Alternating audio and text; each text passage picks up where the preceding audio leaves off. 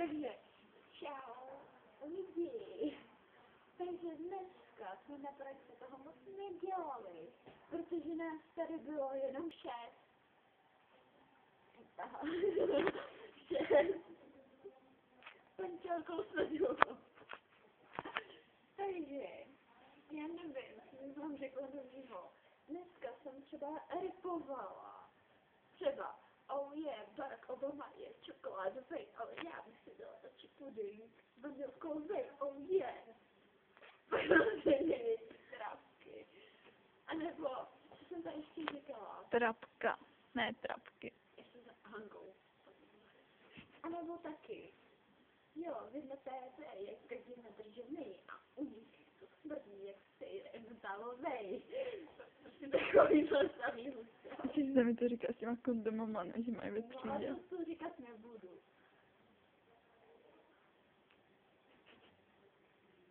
Já mám nový líp. Kondomy na tabuli nechávají. A já pořád se divím, proč slyším, jak z té třídy hekáš. Nám se tady rozsvítilo.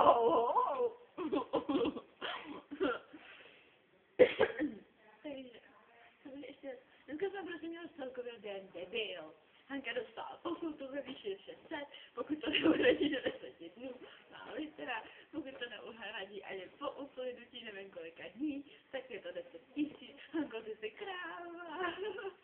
A dneska zničila nůžky. Máma jsem zničila nůžky, ještě štěstí, že je holky opravila. Já vám prostě dneska to byl takový zajímavý den a já se těším, až už konečně skončí.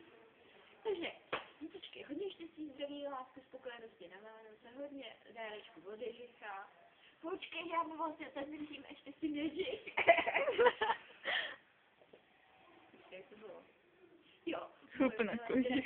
Ježichu, pošli mi pár nových chlupů, ať vám do toho svého kožichu. Ne, to řekla blbě. Jak to bylo? To bylo to, přinese mi pár nových chlupů a ne tvých. Je bohulý. Zadepala si za 2. Vybenzat. Tak mi povídej, jak jsme byli s kámoškou na Polsku. To normálně. Jo, její zážitky. Moje zážitky. Normálně jsme byli s kámoškou na Polsku. A on tam normálně vyslaval, to něco slaval a teďka najednou takový chlupe. Normálně, co to je.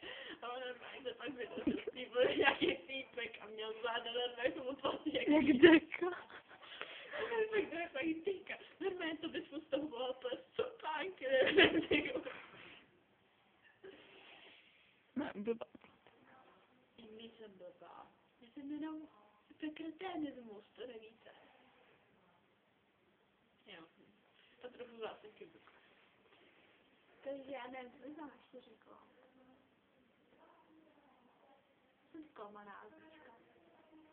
No prostě je to dneska na hovno. Péti už se konečně zrát.